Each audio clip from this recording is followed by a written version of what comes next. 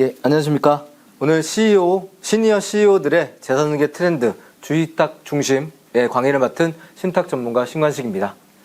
예, 오늘 할 거는 시니어 CEO들의 재산승계 트렌드, 주식 신탁을 중심으로 하는데요. 제가 성격이 좀 이상해서 이 자료를 일주일 또는 10일 전에 맡겼음에도 불구하고 중간중간에 이런 내용을 더 전달해드리면 좋지 않을까? 이런 내용을 더 말씀드리면 좋지 않을까? 이런 부분에서 여기 안 나온 자료는 이 프린트물로 복사를 해왔어요. 이 내용은 이번 달 이텍스 코리아에 올라가는 칼럼인데 어저께 마무리가 돼서 정리해왔다 라는 말씀 드릴게요. 주식 신탁이지만 부동산 신탁에 관련돼서 좀 말씀드리려고 해요. 신탁 중에서 재산이 현금이 들어오는 거를 금전 신탁이라고 합니다. 그리고 주식 등 채권, 이 신탁에 신탁 재산에 들어오는 거를 유가증권 신탁 또는 지분증권 신탁, 주식 신탁 이렇게 얘기해요. 그러니까 흔히 유가증권 신탁이라고 통칭합니다. 세 번째는 이 신탁 내에 부동산이 들어올 때를 부동산 신탁이라고 하는데 이 부동산 신탁은 여러 분류가 있습니다. 왜? 우리 CEO분들이 아무리 비상장 기업의 CEO고 주주고 대주주라 하더라도 본인 재산의 거의 상당수는 뭐를 차지하기 때문에? 부동산이 차지하기 때문에 그런 부분에서 말씀을 드린다라는 겁니다. 이 프린트를 좀 봐주시면요. 핵심 사항은 이렇습니다.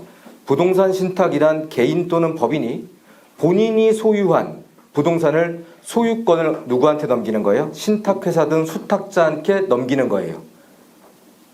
그러니까 신탁회사는 소유권을 수탁자한테 넘긴다. 여기가 가장 큰 핵심이고요. 형광펜으로 치셔주시면 좋을 것 같고요. 신탁에 대해서 되게 오해가 있는데요. 수탁자는 재산을 맡긴 위탁자를 위해서 일하는 사람들이 아닙니다. 누구를 위해서 일하는 사람? 수익자의 이익을 위해서 일하는 사람이에요. 여기에 핵심이에요. 즉 우리나라의 거의 대부분의 금융상품과 금융제도는 위탁자라고 하는 재산을 맡기는 사람을 위해서 일한다고 보는데 그렇지 않아요. 신탁은. 누구를 위해서 일한다? 수익자를 위해서 일하는 사람이에요.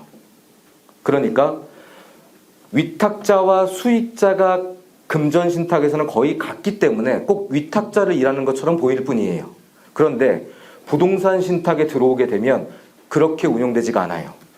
보시면 부동산 신탁 구조는 개발, 관리, 처분, 담보 목적으로 하게 되는데 신탁 구조에 위탁자가 부동산 소유자죠. 도표에 보시면 이거를 신탁 계약 등을 통해서 수탁자, 신탁회사 등 수탁자로 넘어오게 됩니다. 여기까지는 이해하셨죠? 그 다음에 수익자를 위해서 일해요.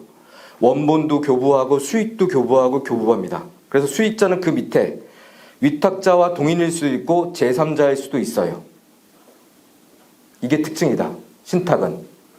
그런데 여기에서 얘기하고 있는 신탁, 부동산 신탁은 여러 가지 종류가 있는데 토지 신탁, 관리 신탁, 처분 신탁, 그리고 담보 신탁 이런 여러 가지 신탁들 중에 관리와 처분 신탁을 제외한 것들은 다 위탁자와 수익자가 대부분 달라요.